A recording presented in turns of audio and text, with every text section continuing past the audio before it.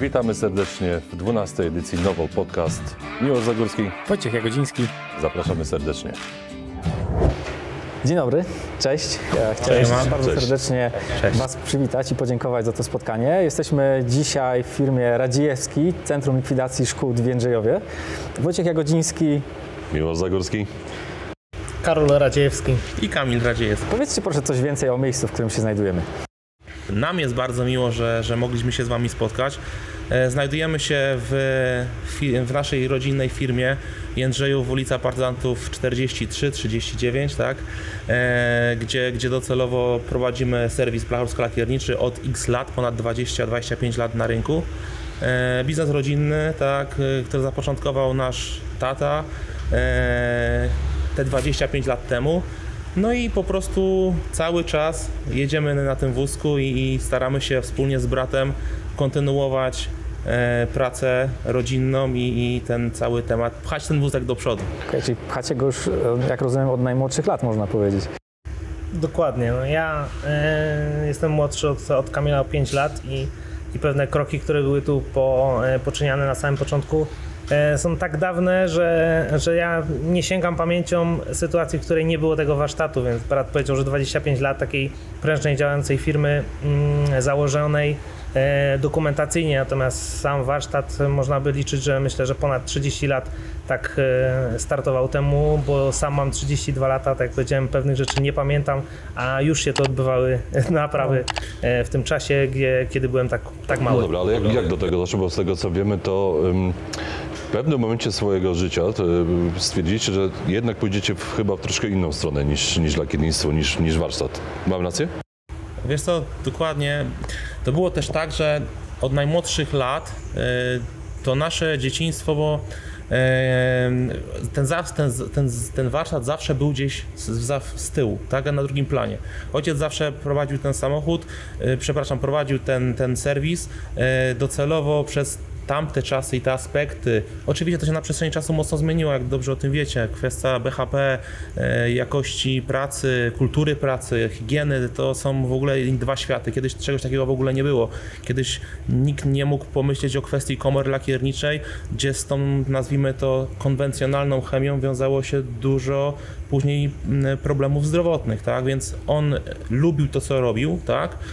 Ale też z perspektywy swojej doświadczeń, wiedzy chciał trochę nas odsunąć od tych działań po to, że wiedział, że to się może odbić na zdrowiu, nie? Natomiast życie pokazało to, co pokazało. Scenariusze piszę często takie, które się nie sprawdzają. No i po szkole, tak samo jak ja i Karol, wróciliśmy na stare śmieci po to, żeby ojca wesprzeć w tych wszystkich działaniach. Na przestrzeni tego czasu to wszystko też się zmieniło, tak? Więc mamy to, co mamy, lakiery wodne, kwestia dbania o środowisko, kwestia tych aspektów BDO, które tak naprawdę nas orzeczają tych wszystkich wymogów. Trzeba się po prostu po to dopasować i zaakceptować świat, jakim jest. I dzięki temu można to kontynuować tak naprawdę, nie? Wróciliście, można powiedzieć, do branży zawodu. W sumie nigdy z niej nie wyszliście na dobrą sprawę. Zawsze w nas istniała. Gdzieś to się tak w waszych żyłach płynie klar. Zapach szpachli od najmłodszych lat znam, więc A słuchajcie, dokładnie. podzielcie się z nami Ze słuchaczami, waszymi doświadczeniami, waszą perspektywą. Jak poukładać to w małej firmie rodzinnej, których jest bardzo wiele w naszej branży, aby ta współpraca układała się dobrze między członkami rodziny, żeby firma odnosiła sukces, żeby to wszystko szło? Myślę, że przede wszystkim musicie wiedzieć, że musi być pewien podział obowiązków i nie wchodzenie sobie kompetencyjnie w drogę. Bo jeżeli będziemy robić to samo, to mogą się pojawić pewne zgrzyty. U nas szczęśliwie poukładało się tak, że ja zajmuję się bardziej technicznym aspektem, sam też lakieruję, doglądam tej pracy i współpracuję z chłopakami, których zatrudniamy, czy zatrudnia nasz tata.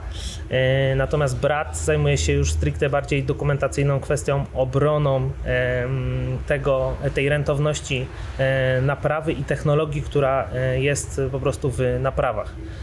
To on zajmuje się jakby wyliczeniem szkody, kosztorysowaniem, uargumentowaniem tego, żeby to było opłacalne, a ja zajmuję się zgoła zupełnie czymś innym, czyli stricte wykonywaniem tej pracy, doglądaniem tej pracy, ewentualnie dbaniem o to, żeby ta technologia była w ryzach trzymana i nie było pewnych odstępów, odskoczeń, tylko żebyśmy ciągnęli ten wózek tak, jak to książka pisze, żeby to się opłacało i było dla nas dobre.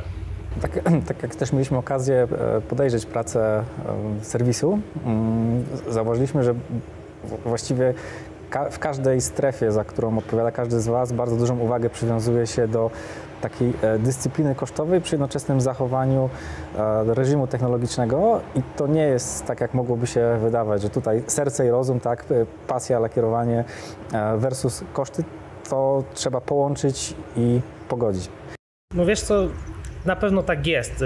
Ja zauważyłem w branży tendencję tego, jeżeli ktoś ma zaleciałości starej technologii,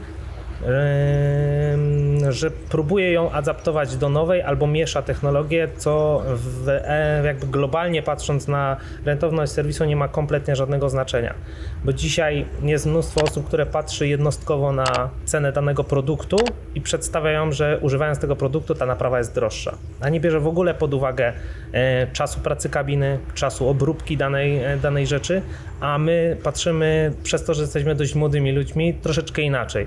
Patrzymy na to, na cały proces technologiczny, który ma się spiąć kosztowo i nie generować jakby dodatkowych rzeczy w postaci, tak jak powiedziałem, chociażby czasu pracy kabiny, tak? Co jest dzisiaj, przy dzisiejszych cenach energii, jakbyśmy ją nie zasilali, jest to duży problem dla każdego serwisu, właśnie koszt chociażby pracy tej kabiny lakierniczej, która się nawet za nami znajduje, tak? Ja przejdę do Kamila, bo ty się zajmujesz właśnie tą rzeczą, o której Karol wspomniał. Na ile trudne uważasz teraz, w dzisiejszych czasach, właśnie w tej sytuacji, w której jesteśmy, jest to kosztorysowanie? Na ile to wpływa też na decyzję później klienta o podjęciu naprawy u was? I na ile to się spina? No jakby wiadomo, że ta sytuacja nie jest łatwa. Ona trochę kilka lat temu może była łatwiejsza. Jak to teraz wygląda? Znaczy, powiem Ci właśnie wbrew odwrotnie. Uważam z perspektywy swojego doświadczenia, że jakie pokłosie dała pandemia, te wszystkie obostrzenia, ten ciężar prowadzenia biznesu jest teraz cięższy, tak? Więc jednak serwisy które są zarządzane w mądry sposób, bardziej skupiają się na tym aspekcie technicznym z perspektywy takiej, że przez to, ja tutaj ukierunkuję się jak gdyby na swoją działkę, gdzie wykonanie kalkulacji daje nam tak naprawdę to, że my przed rozpoczęciem naprawy jesteśmy mniej więcej z klientem w stanie ustalić koszty, które ten płatnik czy klient poniesie, bo tutaj trzeba sobie powiedzieć szczerze, bardzo często jest to zapominane, że klient indywidualny, czyli zwykły Jan Kowalski, a przykładowo płatnik towarzystwo ubezpieczeniowe, które występuje z ramienia polisy ubezpieczeniowej i odpowiada finansowo za tą naprawę, to też jest partner, z którym trzeba siąść do rozmowy i negocjować tak naprawdę, prowadzić dyskusję, jak te koszty spiąć w kwestii minimalizacji kosztów, tak żeby każda ze stron była zadowolona z tego faktu. Nie patrzę to, co Karol powiedział, jednostronnie, bo tak się bardzo często po prostu nie da. Zawsze trzeba siąść do stołu, zawsze trzeba rozmawiać, tak? Więc to jest rzecz priorytetowa i też taką wyznaję jak gdyby zasadę. Natomiast wiadomo, że tam, gdzie widzimy, że troszeczkę nie idzie pod naszej myśli, no to wtedy rozważamy jakieś kolejne kroki związane z postępowaniem sądowym i wtedy w te aspekty, w te rejony wchodzimy, tak? Natomiast tak jeszcze cofnę się wstecz, 2 kroki do tyłu zrobię, że jeśli chodzi o zarządzanie jak gdyby tą pracą i ten podział tu na serwisie, no to Karol zajmuje się tym aspektem takim technicznym, związanym z tym lakierowaniem. Ja pilnuję to, że portfel musi się zgadzać, tak? Więc docelowo moje działania są ukierunkowane w to, żeby te kalkulacje robić jak najlepiej i docelowo z tym związałem swoją przyszłość, tak? Obecnie no, partycypuję w różnych projektach. Miałem przyjemność zostania tym partnerem Autotekstu, gdzie szkolę jak gdyby z tego systemu eksperckiego ludzi w całej Polsce. Nie ukrywam też, że otrzymałem możliwość w ostatnim czasie zostania głową sekcji blacharsko-lakierniczej w Polskiej Izbie Motoryzacji, gdzie jestem tak zwanym prezesem niepisanym. Oczywiście to jest tylko takie stanowisko, które jak gdyby utwierdza mnie w tym, co robię, ale to jest też ogół ludzi, którzy działa w branży, że jest ten cel określony i w tamtą stronę się kierujemy. I te wszystkie aspekty tylko po prostu pokazują, że przekładając to na prowadzenie serwisu, że musi być w serwisie pewne schematy muszą być poukładane. To jest prowadzenie firmy, tu kwestie rodzinne trzeba sobie odłożyć na bok, tu docelowo wszystko się musi zgadzać. Na pewno między nami było niejedna kłótnia i w cudzysłowie, wiesz, to właśnie doszło nawet, można powiedzieć, że do lekkich rękoczynów, ale to jest wszędzie, bo to jest życie, tak? Każdy ma inne spojrzenie i żeby jak gdyby wyjść naprzeciw temu wszystkiemu, żeby to poprowadzić dobrze, to trzeba sobie siąść i powiedzieć, słuchajcie, ty zajmujesz się tą gałęzią, ty zajmujesz się tą gałęzią i każdy odpowiada za swoje, tak? Jeden drugiemu nie wchodzi w spodnie, w buty, żeby się wypowiadać na pewne aspekty. Analiza i dyskusja jest zawsze mile widziana i to jest jak gdyby klucz do prowadzenia biznesu i żeby osiągnąć jakiś tam sukces, ale każdy musi być odpowiedzialny i każdy rozliczany jest ze swojej pracy. To jest rzecz w mojej ocenie najistotniejsza, bo to pozwala skupić się na tej przyszłości, w którą stronę idziemy. Jeśli Karol by wchodził w moje tematy, a ja w jego, to osoby, z którymi współpracujemy, one same by docelowo nie wiedziały, kto tu ma rację, kto tym dowodzi, jak to kierować, dwa obozy by się budowały. To nie jest dobre rozwiązanie. Trzeba określić sobie jasno cele, każda osoba odpowiada za swoje działania i w tą stronę się jak gdyby kierujemy. To jest w mojej ocenie taki przepis na taki, nazwijmy to, mały sukces, nie? Żeby jakoś dojść do porozumienia i z tego punktu A przejść do punktu B, w zadowalającym kierunku, który nas, jak gdyby, żeśmy sobie założyli tak naprawdę. Takie pytanie, takie luźniejsze troszeczkę zadam. Jak często wyjeżdżacie tak w dwójkę tylko, żeby sobie dogadać tematy poza firmą, żeby tutaj nikt nie słyszał tego?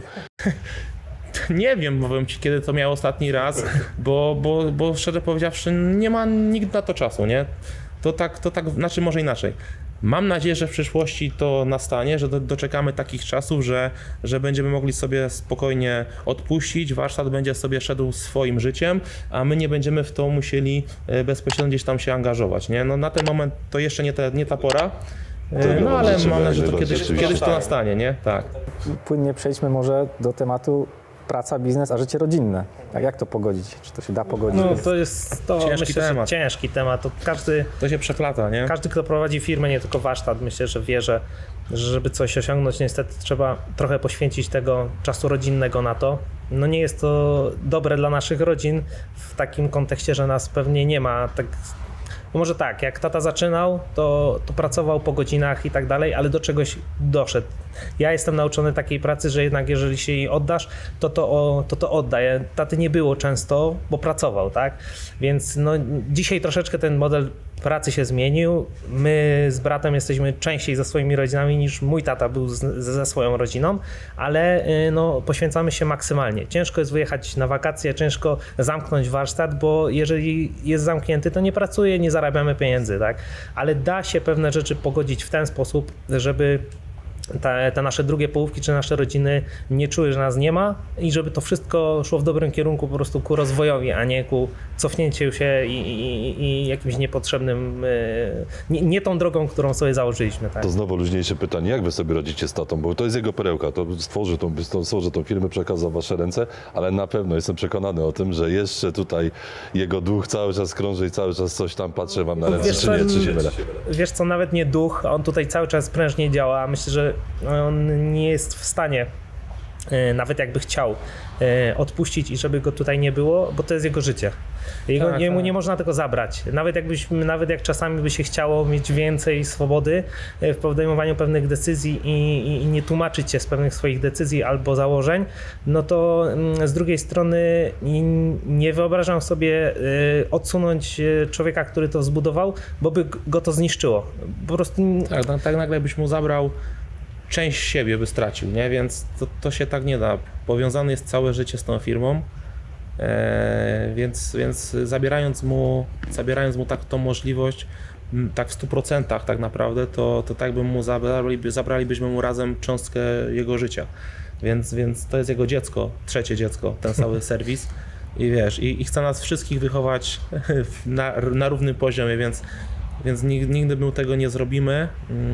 Natomiast ta ewolucja, czy byśmy chcieli, czy nie, to się dzieje. Zawieranie nowych współprac, nowych tematów rozwojowych. Myślę, że przez pryzmat patrzenia tylko jednymi oczyma ojca nie bylibyśmy w stanie iść do przodu, tylko on nadał pewien nurt tego serwisu, ale to docelowo musi też przechodzić pokoleniowo dalej, ponieważ kwestia właśnie internetu, tych działań, tego co Karol robi w internecie, tak? Tych różnych kontaktów, rozmowy, spotkań, to jest jak gdyby naturalne następstwo, że trzeba działać ze sobą wspólnie, ale jednak tato też wie, że, znaczy mam nadzieję, że wie, że docelowo tych swoich następców ma na tyle poukładanych, że nie popełnimy błędów, które by spowodowały, że gdzieś to wszystko stracimy. Na pewno nie jest naszym takim zamiarem i nigdy do tego nie dopuścimy tak naprawdę, nie?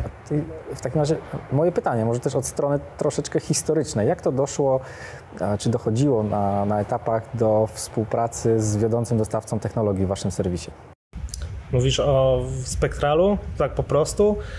Wiesz co, no tak naprawdę przyszedł czas, na którym musieliśmy zrobić ten kolejny krok milowy i przestawić się na system lakierów wodnych. Oczywiście ten system lakierów wodnych już wcześniej u nas gdzieś się, że tak powiem, wdrażał, bo woda nie jest niczym nowym. Takie systemy powstawały 10-15 lat temu, natomiast no nie były jeszcze może na takim etapie albo nie były tak rozpowszechnione i że nie wchodziliśmy w nie w 100%. Natomiast przyszedł czas, w którym powiedzieliśmy, że musimy wejść na 100% w nową technologię, jeżeli chcemy rozwijać dalej ten serwis w taki sposób, żeby mieć tych klientów lepszych, jakościowo więcej i tak dalej. Więc pojawił się pomysł wejścia w system wodny i Spectral przyjechał do nas jako z technikami pokazać po prostu swój produkt. My znaliśmy produkty wasze z linii Spectrala chociażby, ponieważ z nich korzystaliśmy jak podkłady, szpachle i tak dalej, natomiast nie trzymaliśmy jakiegoś tam ciągu technologicznego wcześniej, a teraz zmieniło się to już na takim etapie, że od momentu wejścia w bazę lakierów wodnych Wave 2.0, no to trzymamy proces technologiczny od A do Z po prostu z linii Spectrala. My też sobie zdajemy sprawę, że trzymanie się jednej linii ma pewne jakieś wady, bo nie ma rozwiązania idealnego, natomiast zdecydowanie ma wiele więcej korzyści. I tak się zaczęło i od tamtej pory ja czerpnąłem garściami wiedzę, którą się dzieliliście, bo o wiedzę lakierniczą w tym kraju jest ciężko, natomiast u was można ją znaleźć i jeżeli była taka opcja douczyć się, doedukować, zgłębiać ten temat, sprawiało mi to ogromną radość i tak zacząłem mocno angażować się w sam proces naprawy i przez to też zacząłem lakierować. To ja mam takie pytanie do was obu tak naprawdę, dotyczące właśnie Spectrala, bo teraz jeśli możecie powiedzieć, na ile tobie, Karolu, pomogła ta nowa technologia w lakierowaniu, jeśli ułatwiła, to o ile ułatwiła tą pracę, a z perspektywy biznesu, na ile to wpłynęło na to być może redukcję kosztów? Wiesz co, no to zaczynając, na ile mi ułatwiła. Ja stricte dużo nie lakierowałem lakierem konwencjonalnym, natomiast znałem jego charakterystykę, ponieważ też prowadziliśmy sklep z materiałami i ten lakier się zewnętrznie sprzedawał, tak? Natomiast, więc wiedziałem, jaka jest jego charakterystyka. Jeżeli jak przyjechaliście wasi koledzy przyjechali i pokazali lakier wodny i zacząłem zgłębiać jego zalety, no to zauważyłem, gdzie można faktycznie zaoszczędzić, gdzie jest łatwiej pracować lakierem wodnym, ponieważ on inaczej kryje, ma inną strukturę i tak dalej. I siedząc wielokrotnie z technikami w komorze, bo mieliśmy tam jakby to szczęście, że troszeczkę tych godzin spędziliśmy w komorze w różnych aspektach, no doszkalałem się i patrzyłem na te korzyści jakby z tego płynące w postaci samego procesu, łatwości, szybkości i tak dalej, i tak dalej. To chodziło o to, żeby ta praca była przyjemna. Ona nigdy nie będzie lekka, bo lakiernictwo jest jakąś sztuką, która no niestety rzemieślniczo trzeba ją czuć, trzeba chcieć się w tym rozwijać, natomiast no nie jest tak, że to jest po prostu owiana tajemnicą dziedzina samurajów, której nie jesteś w stanie zgłębić, bo tak niektórzy przedstawiają tacy lakiernicy po 40-50 lat stażu, co mają, to po prostu myślą, że to jest, to jest coś nie do zdobycia i musisz się młody uczyć 20 lat, żeby ci cokolwiek mu powiedzieć. A to tak naprawdę wynika z braku przekazywania informacji, bo każdy tą informację trzymał dla siebie. Natomiast nowy system dużo łatwiej jest w stanie młodych nauczyć i ściągnąć do tego zawodu i z tym się wiązały późniejsze moje też kroki. Bo też system wodny, o którym wspomniałeś i ta nowa technologia to jest jeden aspekt. Wspomniałeś także o aspekcie związanym z oszczędnością energii. Tak? Czy znaleźliście odpowiedź związaną z produktami, z doborem produktów, które pozwalają skrócić czasy wygrzewania w kabinie, dopasować tą technologię do... Dokładnie tak. Tak jak mówisz, oprócz tego, że jest lakier wodny, mamy też gro innych produktów, tak? I są pewne produkty, które wprowadziliście, które ograniczają zużycie komory lakierniczej, skracają jej czas. Z takich lakierów bezbarwnych korzystamy. Kiedyś korzystało się z lakierów MS-owych, które dość długo trzeba było wygrzewać, ale samo wygrzewanie też nie jest problemem, ponieważ po aplikacji międzywarstwowo trzeba było czekać nawet 15, nawet 20 minut. To generuje koszt kabiny. Dzisiaj nowoczesne lakiery jesteśmy w stanie wygrzewać w 5 minut w 60 stopniach, a tam wasz ostatni ten produkt, który powstał, ten 54500, wygrzewa już w 40 stopniach. Co przy zimie, przy obecnych cenach energii, trzeba przeliczyć, ile trzeba poświęcić energii, czyli pieniędzy, na pracę tej kabiny, żeby zobaczyć realną korzyść. Jeżeli ktoś bierze, tak jak powiedziałem na samym początku, przez pryzmat ceny tylko tego lakieru, nie zobaczy nic, ale jeżeli przełoży to na proces technologiczny, realne korzyści zobaczy, ale więcej myślę, że brat się wypowie. Właśnie, Kamil, widać to na rubryce kosztów przychodów? Co, to wygląda mianowicie w taki sposób. Licząc naprawę w Audatexie, docelowo mamy podane pewne wartości pracochłonności lakiernika i materiału, tak? Mamy jakieś ramy określone i teraz zadaniem naszym i po części technologii lakierniczej jest to, żeby w tych ramach się po prostu zmieścić i czasochłonnością, i kosztami. Nowe technologie mają to, że skracają te czasy, tak? Bo temu to służy i docelowo to też wychodzi, jeśli chodzi o materiał, zdecydowanie lepiej niż działanie cały czas tej starej technologii, więc docelowo jak najbardziej, tak. Więc jeśli ktoś szacuje to z perspektywy takiej matematycznej, która jak gdyby wynika z mojej działki, to oczywiście jak najbardziej, ponieważ musimy wiedzieć też o tym, że wszystkie tematy technologiczne, naprawy samochodów, one ewoluują naturalnie, tak? Nie naprawia się samochodów dzisiaj tak jak 20 lat temu miało to miejsce, tylko to cały czas idzie ku skróceniu pewnych procesów, tak? Procesy schnięcia, procesy wszelkie te, które są tak zwane czasem brutto w kosztorysach, one w technologii są nieliczone, jeśli chodzi o suche dokumenty, tylko liczy ten czas netto, tak? Więc te czasy schnięcia, tak jak tutaj wspominacie o tym lakierze bezbarwnym, to jest kluczowy na przykład aspekt, w tym aspekcie do niego się odniosę, no bo jeśli coś schnie docelowo w komorze 60 minut i ta komora musi pracować, tak? Czy musi tamten wystać, to spada efektywność komory, wąskie gardło się robi, przenoszę to stricte do tego, że wydajność też pracy w serwisie wzrasta, a docelowo zamiast wykonać 10 napraw w założonym harmonogramie, to wykonamy 11, a może 12 tych samochodów, więc efektywność wzrasta, co przenosi się znowu na wyższe zyski i koło się zapętla. Tak to docelowo mniej więcej się klaruje. Tak. Ja chciałem jeszcze tutaj dodać, bo jedna rzecz, która mi się teraz przypomniała, to system wodny, od którego jeszcze tak jakby zaczęliśmy rozmowę, on daje niewymierną korzyść, którą bardzo często jest pomijana i nie wiem czemu. Lakierem konwencjonalnym w kabinie nie jesteśmy w stanie polakierować dwóch skrajnie różnych kolorów.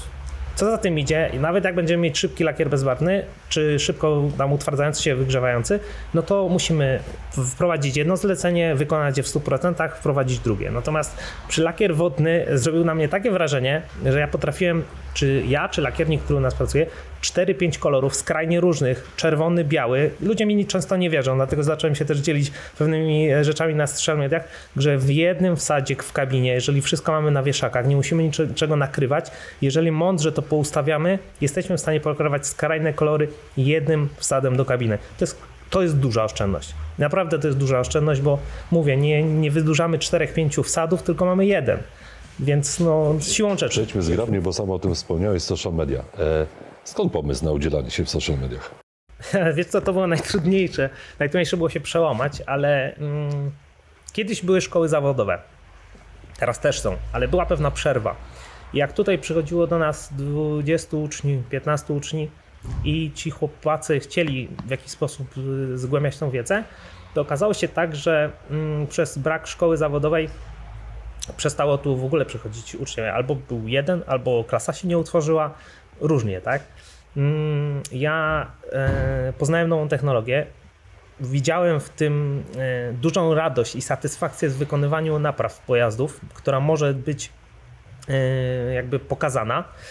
Naoglądałem się też dużo filmów zagranicznych, gdzie no, lakiernik nie wygląda tak, jak większość osób myśli 30 lat temu, wszystko brudne, ręce brudne i tak dalej, tylko wygląda to fajnie, jak w serwisie pracują, na jakich autach pracują i tak dalej.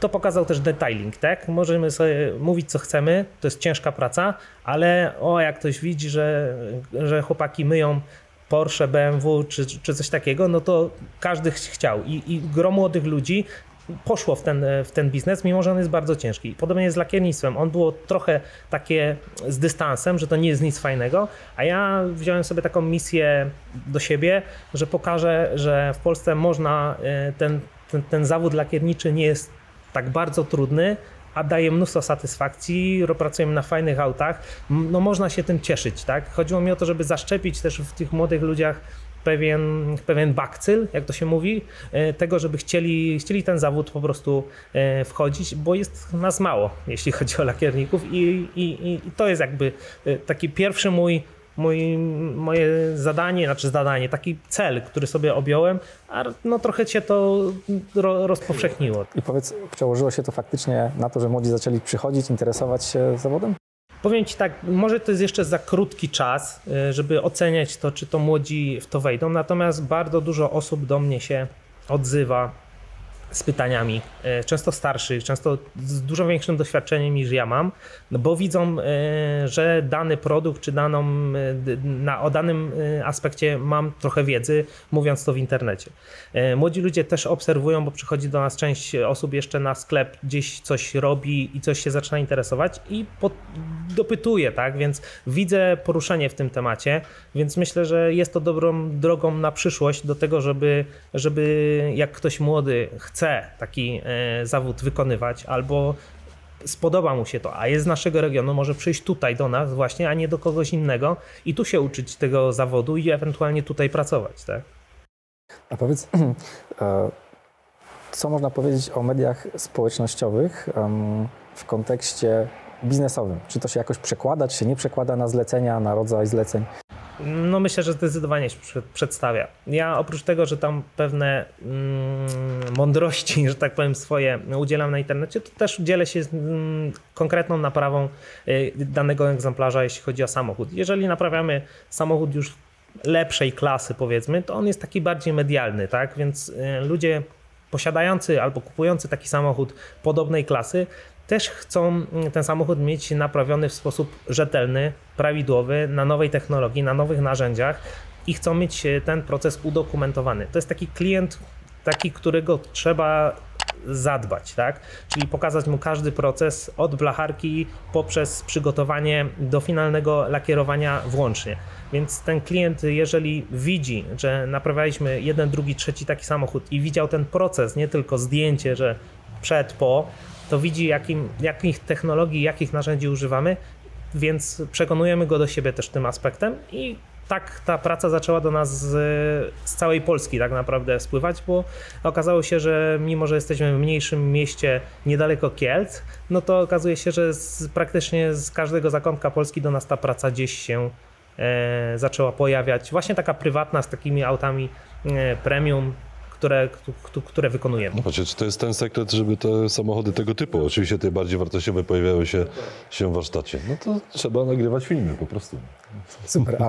A od drugiej strony, czyli od strony młodych, którzy dopiero zgłębiają tajniki zawodu, co byście im podpowiedzieli, polecili, aby mogli właśnie w miarę szybko dojść do wykonywania tych najlepszych, najbardziej interesujących napraw na topowych samochodach? Co powinni mieć w głowie, podchodząc do nauki zawodu?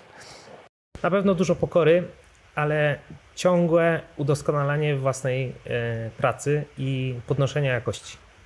Sprzęt, może tak, wiedza, wykonywanie jest bardzo istotne, zgłębianie tego doświadczenia, ale podnoszenie aspektów w postaci sprzętu, którym pracujemy i chwalenie się tym rodzi ze sobą to, że tych klientów mamy coraz lepszych, możemy w pewnym momencie przebierać tymi klientami i naprawiać auta, które chcemy naprawiać, a nie które musimy naprawiać.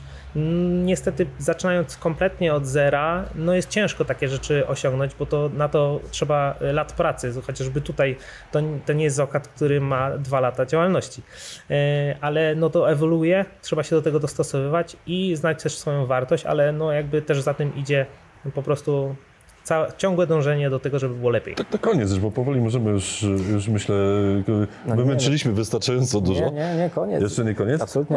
Ale to mam takie pytanie. Gdzie się widzicie za 5-10 lat? Myślę to bardziej w takim kontekście jakichś inwestycji w rozwój czy warsztatu.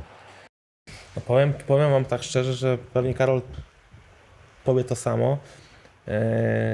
Chcielibyśmy tak naprawdę wykonywać coraz więcej tych napraw. Na pewno docelowo zmienić lokalizację na serwis, który zbudujemy od podstaw, od samego początku. Ale tą piękną ścianę zabieracie ze sobą. Nie, no to zdecydowanie. Ona pójdzie w ramkę i będzie na pawilonie, gdzie będziemy klientów przyjmowali, więc to nie ma nawet na tej innej opcji.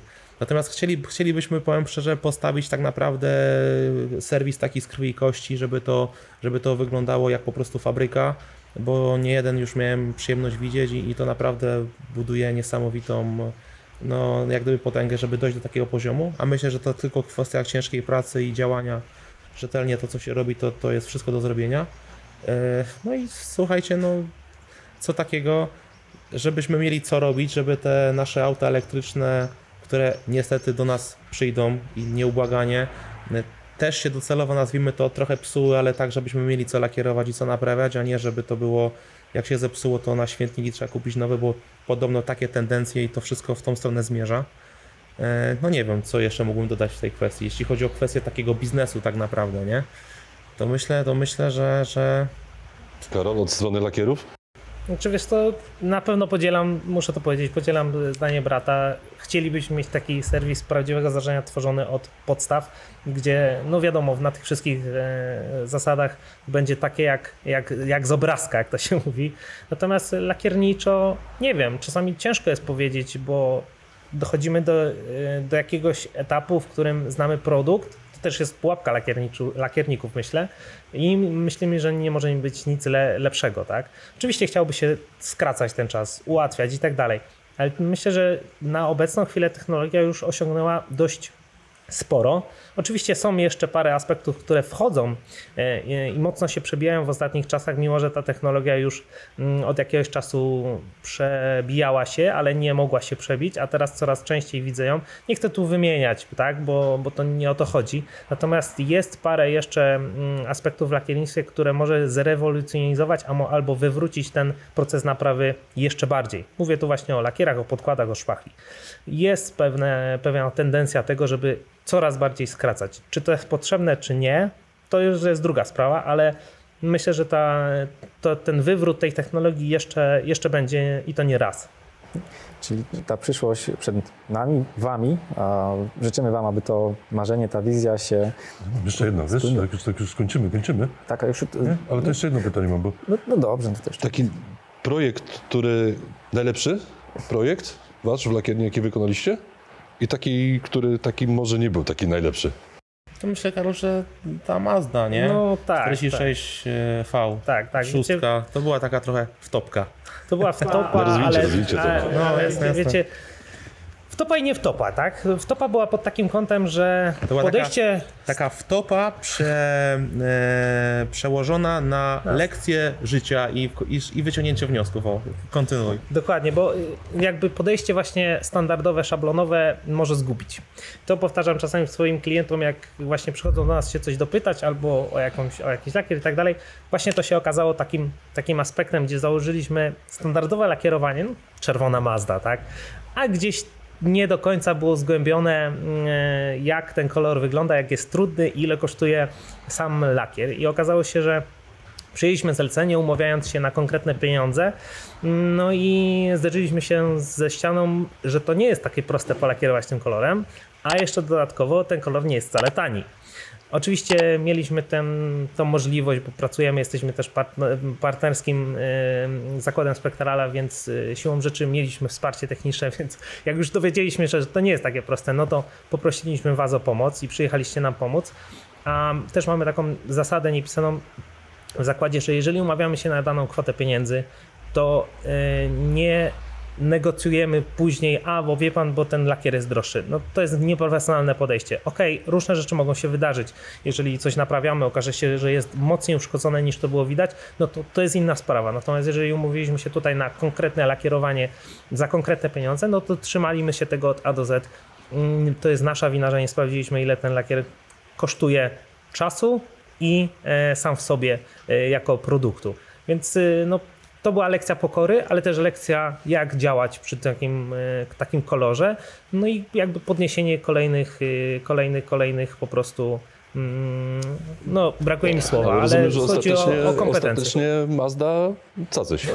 Tak, wszystko się udało, klient zadowolony, tylko wiecie, trochę na początku, po samym fakcie taki został trochę taki sztuczny uśmiech na twarzy, tak, jak żeśmy auto żegnali. Nigdy więcej Mazdy, tak? Nie, tylko kwestia właśnie to, co Karol powiedział, takiej lekcji i analizy pewnych aspektów, że to nie jest takie hop, jak się wydaje, ten scenariusz optymistyczny był zbyt optymistyczny, tak to nazwę, a skończył się jak się skończył. No skończył się to w taki sposób, że przyjęliśmy wstępne, powiedzmy, koszty tam lakierowania tych elementów było maska silnika, zderzak, 2 błotniki, nie? Tak, cały przód, cztery elementy z całego przodu.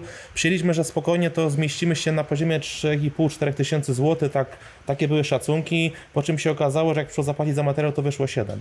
A gdzie robota? No i wiecie, no i trzeba było to celowo gdzieś tam po prostu wziąć to na klatę, bo to, co powiedział brat, stosujemy taką zasadę, że jeśli ustalamy pewne rzeczy, to się tego trzymamy. Uważam, że profesjonalny serwis, profesjonalny wykonawca poświęci dzień dłużej na wycenę i zrobi to rzetelnie, klient zaczeka, ale mamy wszystko ustalone, tak? Wszystkie aspekty, wywiad jest przeprowadzony w prawidłowy sposób, a nie na zasadzie typu chciałbym polakierować błotnik. No i mam czerwony kolor pojazdu. No i to gubi bardzo często i później powstają takie nieznaski, no ale właśnie tego trzeba się wyzbyć i to jest właśnie ta lekcja życia tak naprawdę. Więc myślę, że to, co tutaj przytoczyliśmy, to jest ta porażka tak zwana, nie?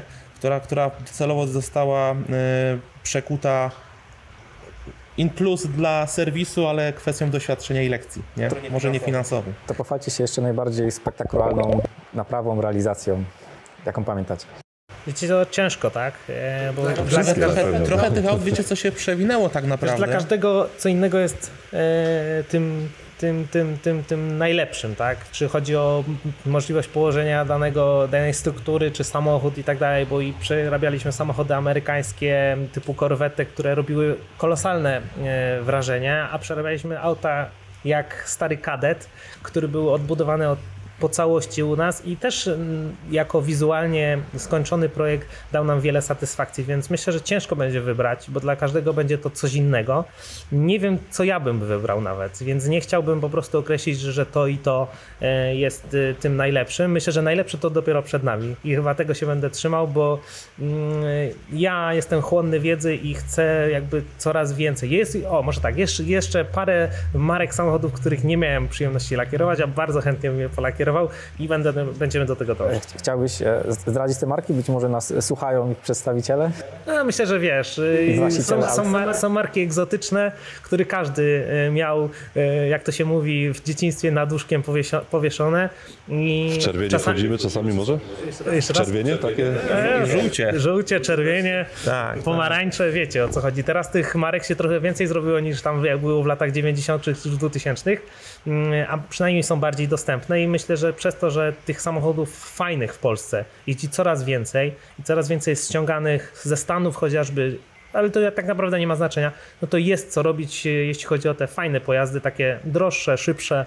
Wiadomo, że jest parę takich marek, które chciałoby się chociaż po prostu raz naprawić, żeby mieć odhaczone, że no mieliśmy takie Mieliśmy auto styczność, nie? i poradziliśmy sobie, bo one też często wymagają troszeczkę innego podejścia, bo są troszeczkę inaczej zbudowane, innego materiału niż standardowy samochód. No to nie? chłopaki, no tego wam życzymy, żeby tu stanęły te żółcie, czerwienie i inne piękne kolory na tle tak fantastycznej kabiny, bo ona jest cudowna. Ja tylko dodam od siebie, że życzymy zarówno Wam, jak i sobie, jako producentowi i dostawcy Również technologii. i wszystkim, którzy tu przyjadą z tymi samochodami, wyjadą na pewno zadowoleni z wielkimi uśmiechami. Kamil Radziejewski, Karol Radziejewski, Wojtek Jagodziński, Miłosz Zagórski. Dziękujemy serdecznie. Dzięki Panowie, bardzo. dziękujemy Wam bardzo za możliwość się spotkania, przeprowadzenia tej rozmowy. Trzymajcie się, hej. Spotkamy się za parę lat w nowej lokalizacji. Mam nadzieję.